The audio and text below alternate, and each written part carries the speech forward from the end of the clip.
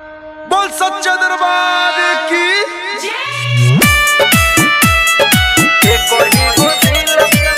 Mix boy Sujit बाबा कमलेश यादव।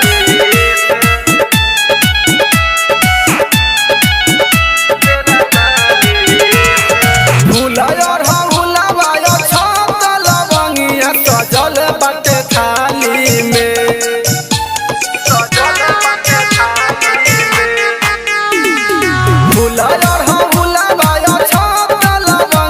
सजल बाटे थाली में।